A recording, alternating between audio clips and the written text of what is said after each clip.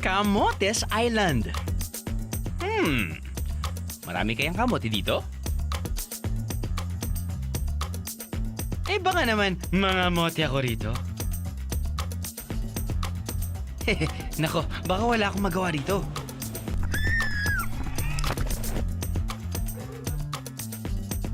Bahala na! Sulitin na nating adventure! Oh, oy, ano mo dyan? Ano? Sama ka sa biyahe ko? So, ang tawag dito sa area na to ay Santiago White Sand. This is, I guess, one of the more popular tourist destinations. This is a public beach. Free ang pagtambay dito, pero kapag gusto nyo na ang mga cottages, bayad din kayo. Masarap ang libre, di ba? Aayaw pa ba kayo? Dito, maganda ang sikat ng araw. Banayad ang hampas ng alon sa dalampasigan. At ang buhangin, pinong-pino.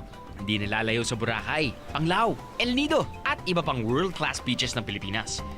If we walk down south, makikita na natin yung mga establishments. Alam mo, usually pag pupunta ka ng Puerto Galera, pupunta ka ng Boracay or whatever, sa mga sikat na mga beaches talaga, makikita mo yung samot-saring restaurants, may mga different stores, benta siguro ng mga anik-anik.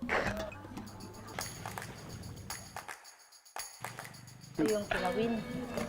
So, nandito tayo sa restaurant ang Pitos Sutukil.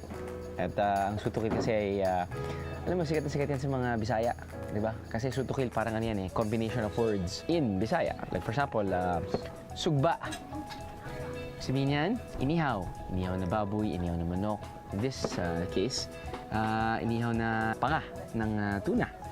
Tapos meron tayong tapos na tayong which is sugba. Tuwa. Tuwa is soup. Soup. In this case, it is fish. Fish soup. And kill. Kill. Kill. Kill na tayo dahil gutom na kayo. Hindi, loka lang. Kill. Dahil kilawin. Kilawin? Alam niyo na yung kilawin, di ba? Isda, kahit ng seafood na hindi paluto. Pero naluluto siya dahil sa chemical reaction na gagaling sa suka. Go for the kill. Sutokil! Sugba! Tuwa!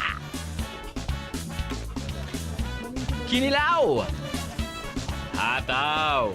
Sa presyong 75 hanggang 150 pesos, swak na swak sa budget ng buong barkada, pamilya, o kahit mag-isa ka pa.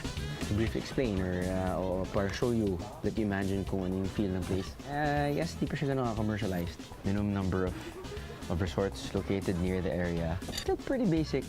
And parang feeling ko yun yung nagiging charm ng lugar eh, di ba? Parang may kalayuan din siya. I mean, sabihin natin kapag Manileño ka eh, liliwad ka ng Cebu.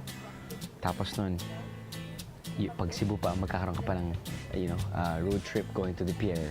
And in the pier, meron ka pang mga 2 hours. So, konting hassle pagdating sa travel time, no? Kaya usually mga pumunta dito ay mga Cebuano dahil mas madali sa kanila. But yeah, anywho, but if you want really siguro mga peace and quiet, wala masyadong tao,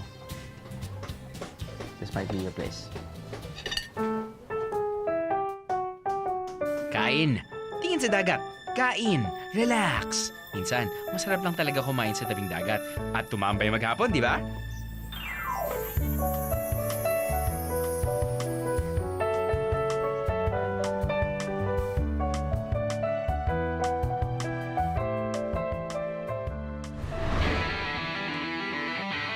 But you know us, and we know you. Dapat adventure ang kasunod nito. Isa sa ipinagmamalaki ng Camotes Island ay ang malinis nitong karagatan. Siyempre, kapag malinis ang dagat, malamang sa malamang, buhay na buhay ang ilalim nito. Di ba? Let's check it out. Kaya dumayo tayo sa isla ng Tulang. Humigit kumulang 20 minutos mula sa Santiago Bay para sumisid.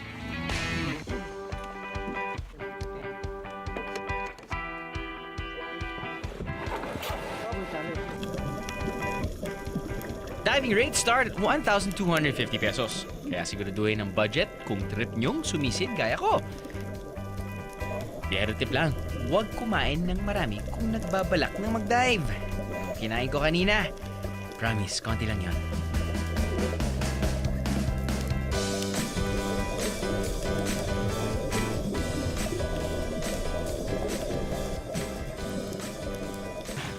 Siguro yun na yung isa sa mga pinaka malakas na current na dive namin ni Ray. Simula pa lang dito, malakas na. Pagkababa mo din, malakas na. So, yun nga yan eh. Kaya, dapat you shouldn't fight the current. Currently, sabi ng dive master namin, so we didn't. So, parang, kami yung gumagalaw, pero parang pwede mo rin isipin na yung mismong reef yung gumagalaw. Alam mo, parang nanood ka nga na sige, tapos ano. It's a interesting experience. Small fishes lang. Lionfish. A lot of Nemos. Eh, dahil nga sobrang deep yung baksak, makikita mo medyo a couple of meters below malalaking isdahan din. Pero doon lang sila eh. So, yeah. Totally different, I guess, yung status ng ng or conditions ng tubig, no? Dito sa taas parang wala lang, suave lang, walang waves. Pero sa ilalim, talagang parang gumagano na tayo eh, no? Kapit kahoy. Kapit. Kaya pala tinanong na advance. Kasi dapat talagang advance ka. Kailangan malakas kang humahawak pag may kukunan kang matindi. Kasi siguro mga 1 kilometro makikita tayo sa kalayo. Okay. Teka rin, Parang umiikot tayo na pag gano'n, hindi mo maintindihan. So, lakas. Ang challenge, hindi yung mga view eh, no? Kundi, hindi at first pagkababa mo, medyo conscious ka pa dun sa, teka, medyo malakas ang current ah. Pero yung after a while, naisip ko, wala, malakas yung current eh. Tingnan ko na lang kung ano yung mga pwede kong matingnan. Ano ba yun, hindi ko na lang, kasi we were moving, hindi pa ganyan eh. We were moving pa ganyan. So sideways yung mga movement namin. Kung nag-dive kayo at hindi kayo komportable sa lakas ng current sa ilalim, sabihin agad sa dive master para ma-assess niya ang sitwasyon at makagawa ng karampata aksyon.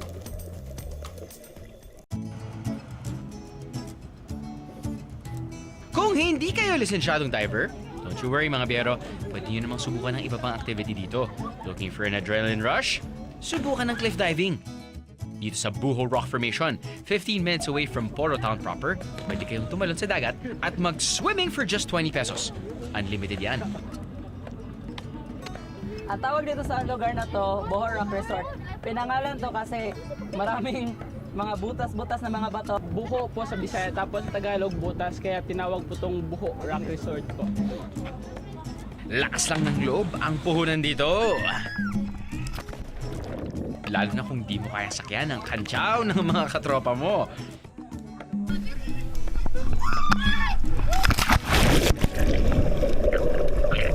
Susunod, cave hopping tayo.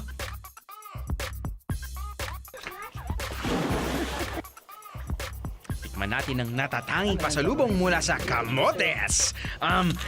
Kamote. Ano? Sama ka sa biyahe ko? Sama ka sa biyahe ko? Humigit kumulang 1 oras ang lipad mula Maynila papuntang Cebu City.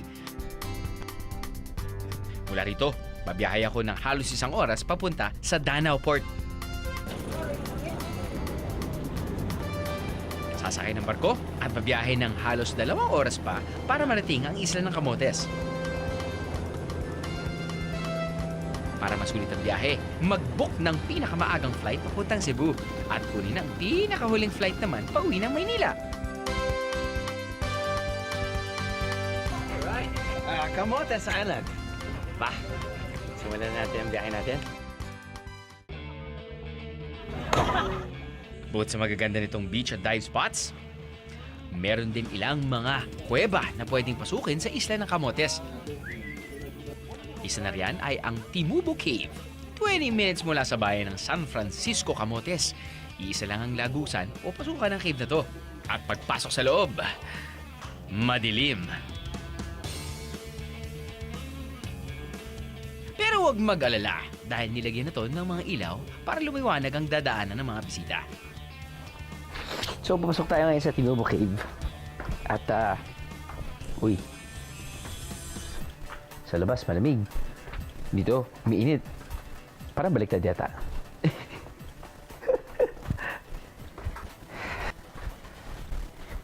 Ito, may konting kahirapan. So, looks like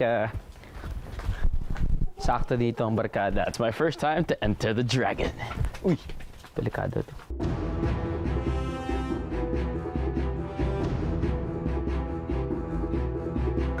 Yun. Ayos. May grotto. May tubig. Siyempre may mga tao na, may mga turista na dito. As per se, water level pag high tide 6 feet. Pag low tide it's gonna be 5 feet. Okay, 1, 2, 3, go!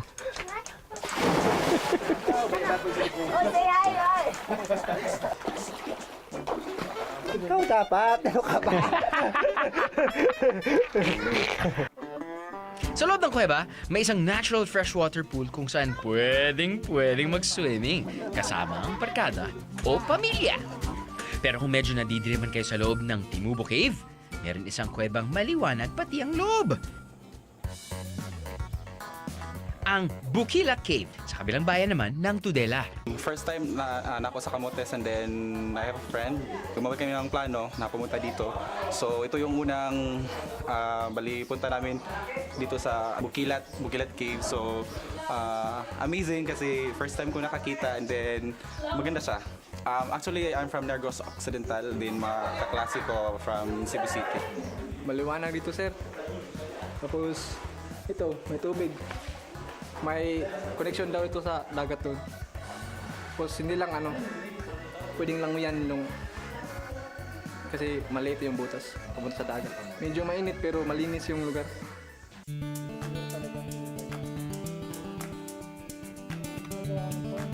Kung sa Timubo, may natural freshwater pool, dito naman sa Bukilat ay brackish o magkahalong freshwater at saltwater ang tubig dahil mas malapit ito sa dagat.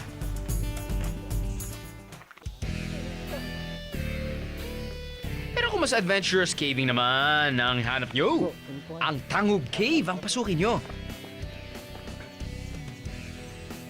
Mas malaki, mas malalim, at mas maraming paniki dito. Nandito tayo sa Tangub Cave. Ito yung virgin na tangub.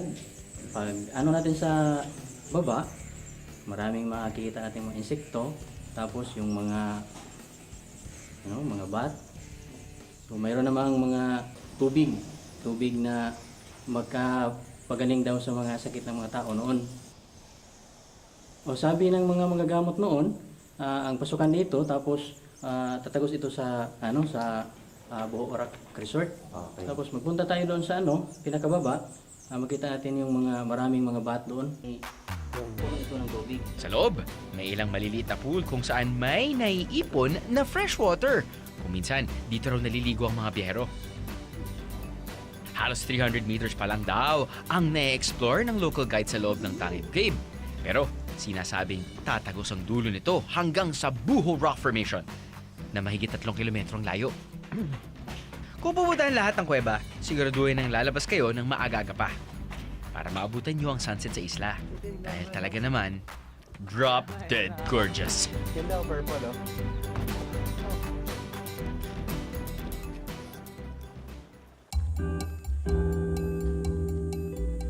Kung hindi nyo naman trip ang cave hopping, subukan namang bisitahin ang Lake Danao, ang nag-iisa at pinakamalaking lawa sa Camotes Island. It's more fun in Lake Danao! Punta kayo rito! Ito po yung nasa likod natin ngayon, ito po yung Lake Danao.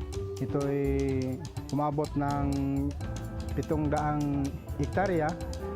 Ito ay nasasakupan ng 6 na barangay. Pwedeng gawin dito ng mga turista, pwede silang mag-kayak. May sasakyan kaming dalawa, yung speedboat at saka yung sakanaw. Yun ang ginagawa naming malaking sasakyan patungo doon sa dalawang islet.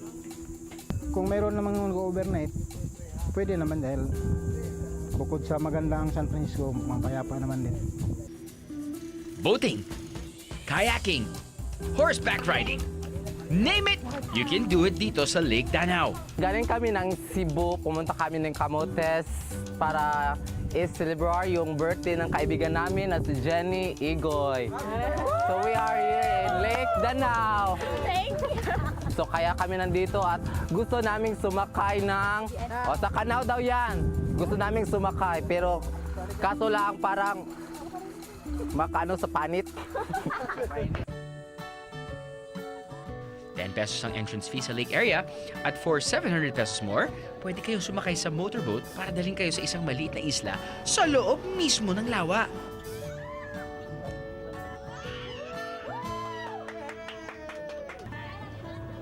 Here's another biyahero tip.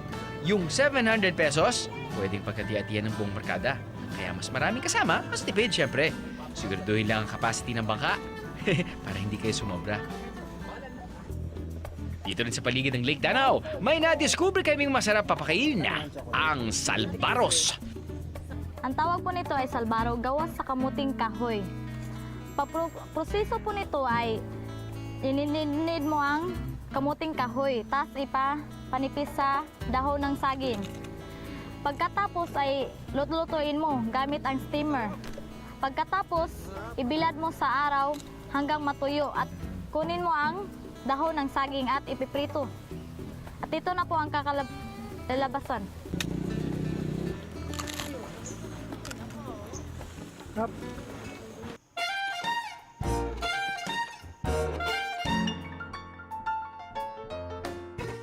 Alam namin, mabibitin kayo sa masarap na salbaros. Kaya diretso tayo rito sa Little Island para sa isang kumpletong hapunan.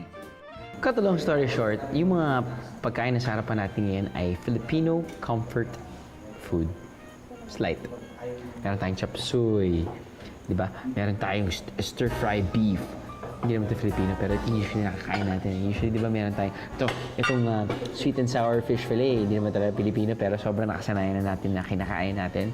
Parang naging comfort food na rin natin. You've got your chicken curry, di ba? At syempre, meron tayong sinigang na baboy. Oh, man.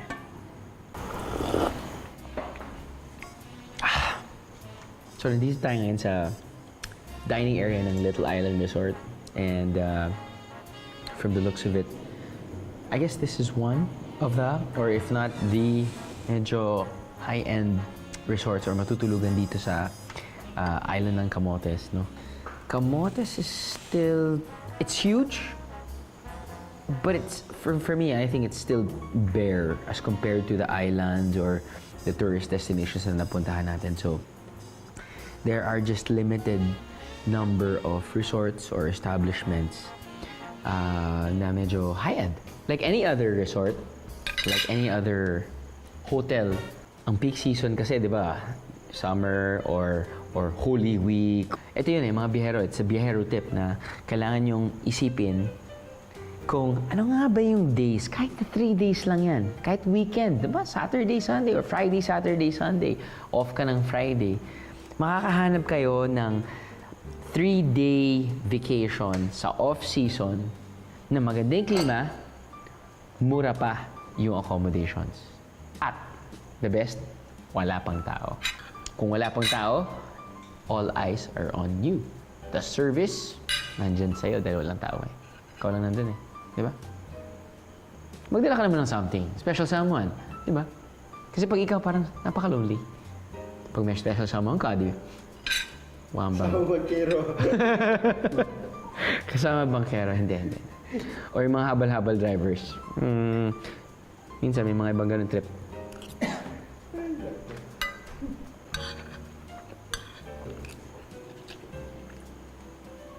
Sweet and sour fish fillet. Chop suey. Chop suey. Comfort food. Sarap po, ma'am. Iba't ibang hotel and resort accommodations para sa iba't ibang budget. Good morning from the island of Camotes. Dito kami natutulog sa second floor. No internet, no problem. Libre ang wifi dito. Ano? Sama ka sa biyahe ko? Ano? Sama ka sa biyahe ko?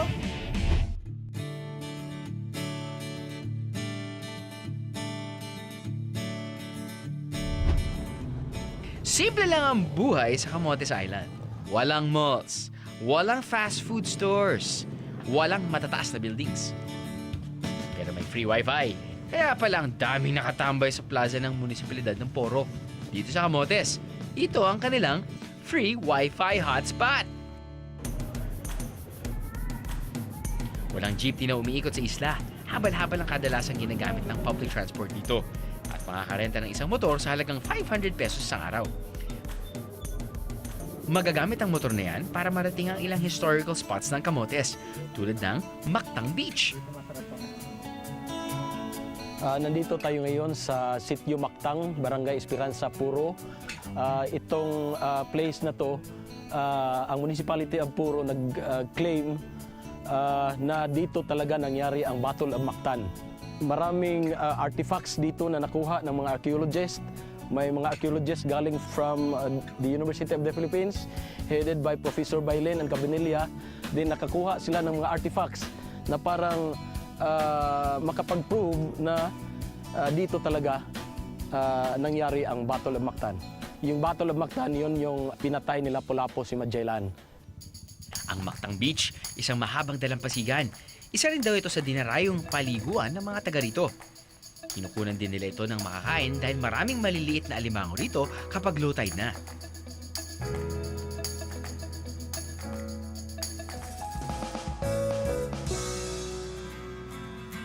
Kung bukod sa paliguan, ang hanap nyo ay matutulugan, siguradong may mahanap kayo rito sa Camotes Island.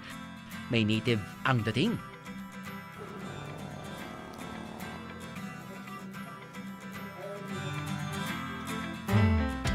Meron ding overlooking. Meron ding resort na may sariling private beachfront.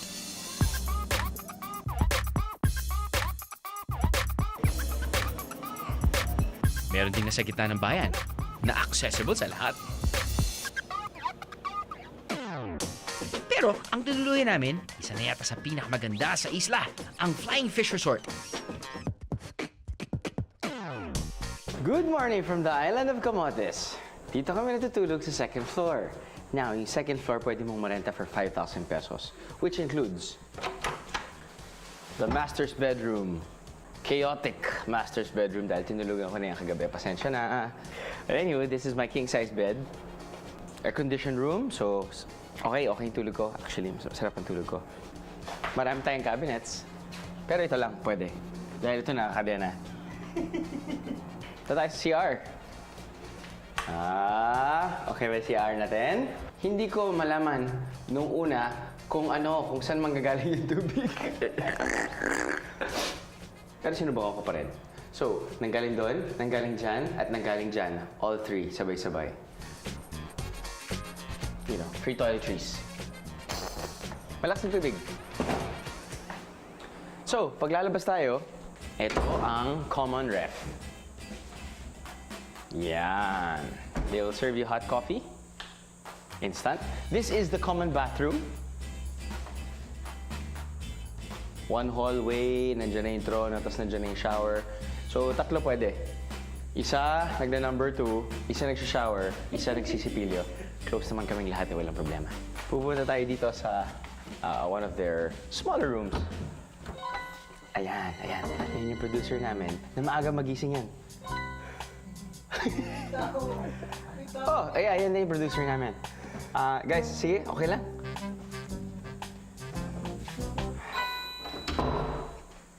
Nice acting. Next room. Slightly bigger room. Also a bigger bed para at least kasya dalawa. Diba? The view. Actually, laki ng balcony nila. The best ang balcony, pang time-lapse or pang sampay ng basang damit. But anywho, ito talaga yung panalo dyan. Grabe.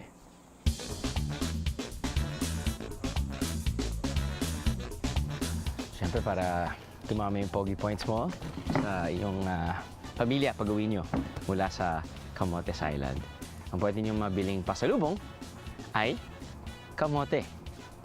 Correct. Pero hindi yung kamote na freshly harvested. Ito ay ginawa ng delicacies eh. Katulad nito. You think it's chocolate crinkles? Guess again. It's kamote crinkles. So I'm guessing meron pa rin chocolate powder. Meron ka pa rin powdered sugar.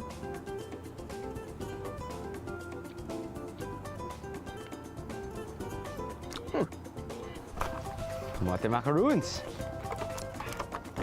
Kamote macaroons.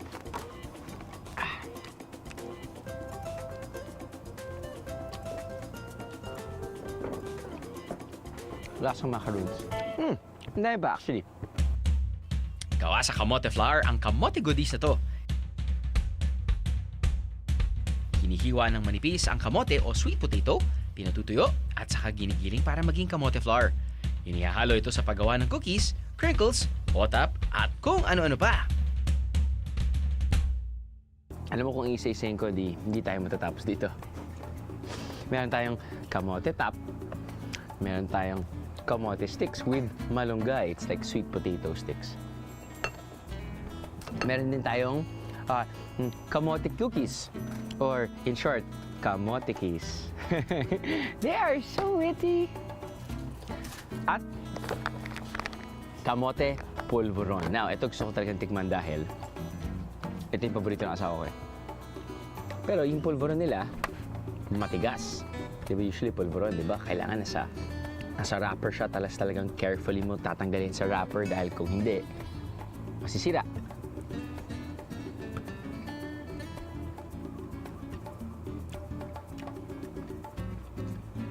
Texture niya parang English biscuits.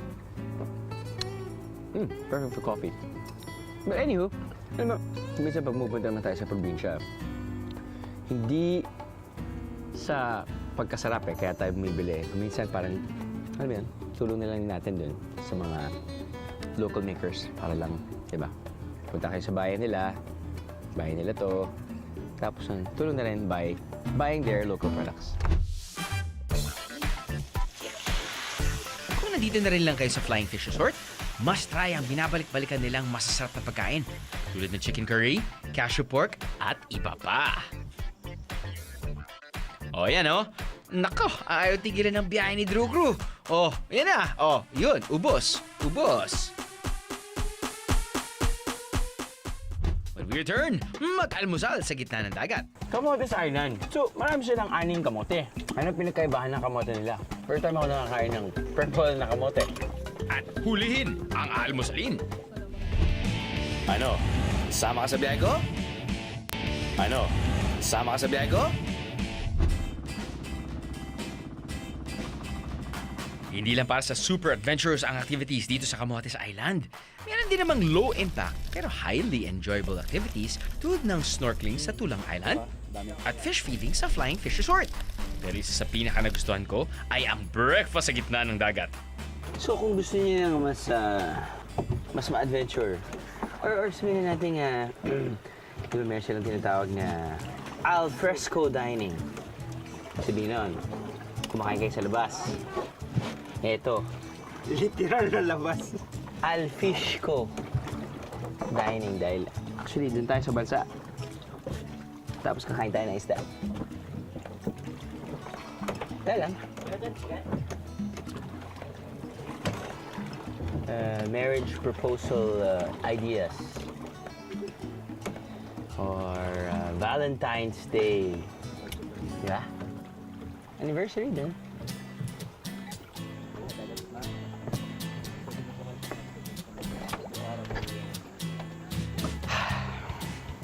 Ayan. Okay. Alright. So,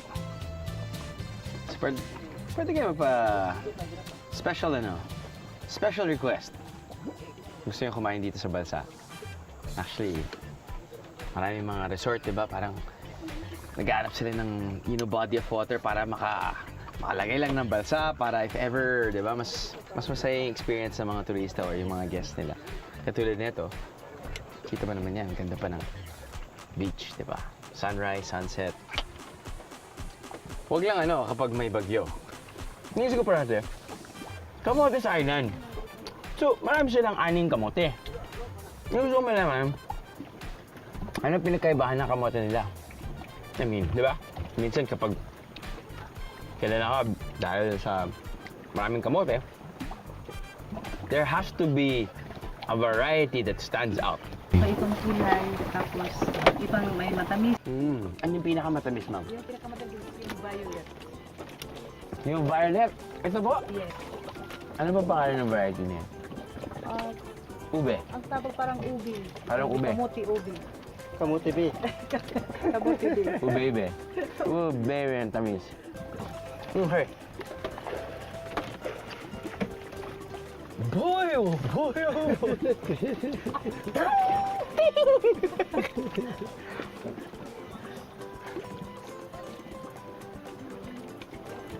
Uy.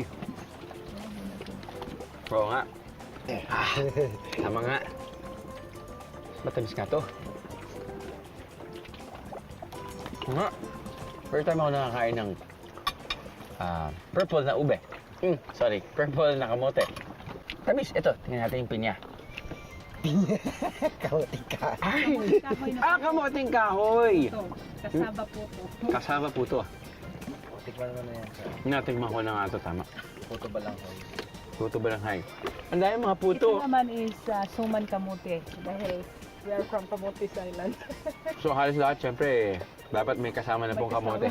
Ito din, may halong kamote. Wala. Wala na. Ano, chorizo lang yan, made by my own creation. Uy. Homemade? Homemade. Tapos ito po, ma'am. Ito yung native na chicken na niluto ng lubi. Yun talaga yung pinaka-traditional na pagkain dito. Lubi. Ano pong lubi? Sorry, niyog. Gata. Gata. Oh, wow. Sa gata. Ito naman yung native na parang, ang tawag nila dito ay takla. That means you can get it from yung mabababaw na mga sa dalampasigan. Yan ang na-produce yan dito sa Camotes. Ito naman po ay danggit. Danggit, kami rin lang gumawa yan. Hindi yan danggit po, yung parang Hindi siya danggit. galunggong na, pero kami ang gumawa yan. Kaya less salt. Wow, okay. Tapos, So parang halos lahat to. Talagang dito lang sa kitchen nyo, ma'am.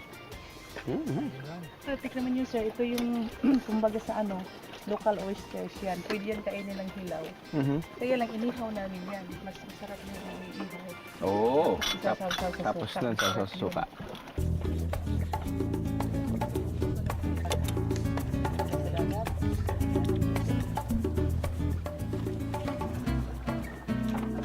Ano pong traffic style? Barracuda.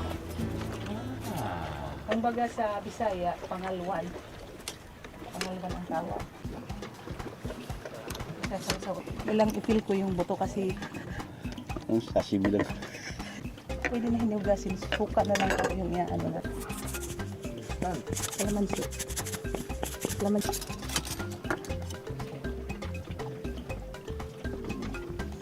Kinilaw na. Kinilaw na inaibang kinilaw. Hindi yung lalagyan ng kung ano-ano. Parang yung kamotes style na kinilaw. Oh.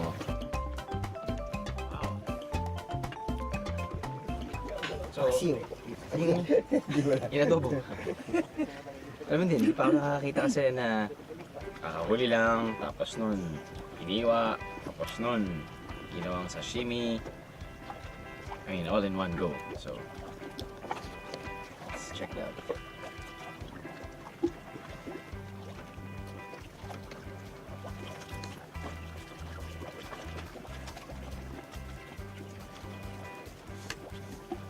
Pwede pala.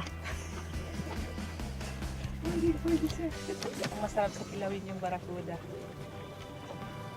Actually, tawag dito, Barracuda. Ano pa kung ano, no? Pinaupo ng gata. Pinaupo na gata. Kala ko pinahiga. Pinahiga sa gata. No, ganyan siya. Lasang lang ganun sa Hindi, masarap po. walang balot sir. Galing. Oyster, parang grilled.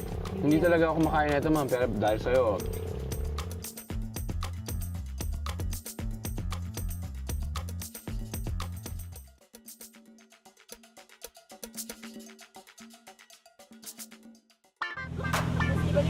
Balita ko, meron daw dito. Madagat dito. May palaka.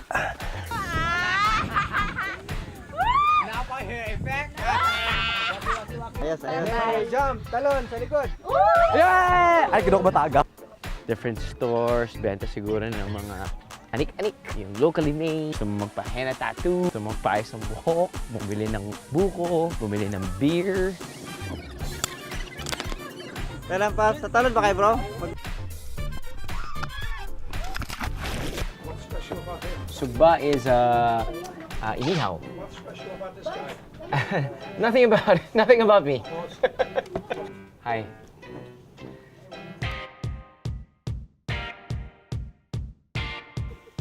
Yung project na simento na ba? Masid, rolling ka na? Okay, rolling. Tingin-tingin mo na. And sayaw.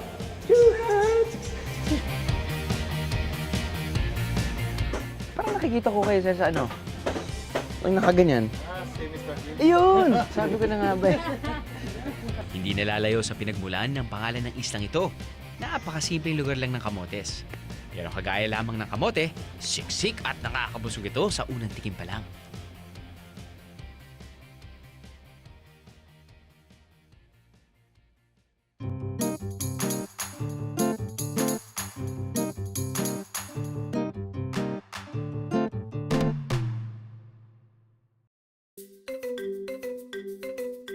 Bukod sa magandang viewing deck, magandang chocolate hills, interesting stuff, meron din dito nga sama-saring mga adventure activities na pwedeng gawin ng mga turista.